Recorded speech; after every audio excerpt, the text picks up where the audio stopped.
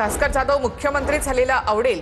भास्कर जाधव आमच्या पक्षातून मुख्यमंत्री असतील तर आनंदच। सुभाष देसाईंच्या विधानावर प्रतिक्रिया देताना आदित्य ठाकरे यांचं विधान चर्चेत। धाराशिवमधील शिंदे सेनेमध्ये प्रवेश केलेल्या नगरसेवकांच्या घरासमोर बॅनरबाजी। नगरसेवक संतोष घाडगे यांच्या घरासमोर मतदारांनी बॅनर लावले। पक्षांतराचा निषेध करत बॅनरमधून मतदारांनी संताप व्यक्त केला। आमचं मत आम्हाला परत द्या, एक खोका मतदाराला धोका, बॅनरवर आशय। कराळे मास्तरांना पोलिसांनी ताब्यात घेतलं। एका समाजाबद्दल आक्षेपार्ह वक्तव्य केल्याप्रकरणी कराळे यांना ताब्यात घेण्यात आलं। सोशल मीडियावर व्हिडिओ प्रसारित झाल्यानंतर तक्रार दाखल करण्यात आली होती। पहाटेच्या सुमारास पोलिसांनी नितेश कराळे यांना ताब्यात घेतलं आहे। पिंपरी चिंचवडमध्ये पुन्हा एक हुंडाबळी। उच्चभ्रू कुटुंबातील विवाहितेनं आयुष्य संपवलं। विवाहितेच्या भावाच्या फिर्यादीवरून पती, सासू सासरे आणि दिराच्या विरोधात तक्रार।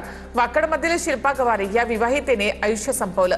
माहेरच्या संपत्तीमध्ये हिस्सा माग असं म्हणत तिचा शारीरिक छळ केल्याचा आरोप आहे। या संदर्भात तपास सुरू आहे। एमपीएससी पेपरफुटी प्रकरणामध्ये गौरव पाटील आणि ऋतुजाचे वडील अमृत पाटील या दोघांची चौकशी सुरू आहे। चौकशीच्या दरम्यानचे काही फोटो समोर आले। गौरव आणि अमृत पाटील या दोघांना नंदुरबारमधून ताब्यात घेण्यात आलं होतं। पनवेलमध्ये साखरेच्या दरवाढीच्या विरोधामध्ये मनसे महिला सेनेचं आंदोलन। महिला कार्यकर्त्यांनी मुंग्यांचे मुखवटे घालून प्रशासनाचं लक्ष वेधलं। कृत्रिम टंचाई, अवाजवी दराने विक्री करणाऱ्यांवर कठोर कारवाई करण्याची मागणी।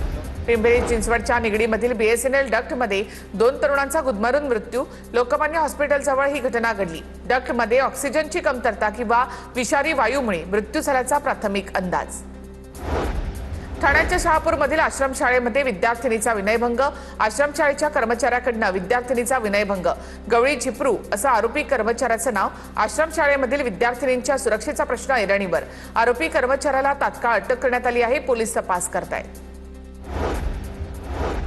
नागपूरच्या लाडगावमध्ये सीजेपीकडून शासकीय शाळांमधील मूलभूत सुविधांची प्रत्यक्ष पाहणी। टीम शाळेची पाहणी करत असताना पोलिसांनी टीमला थांबवून शाळेची पाहणी करण्यापासून रोखण्याचा प्रयत्न केल्याचा आरोप।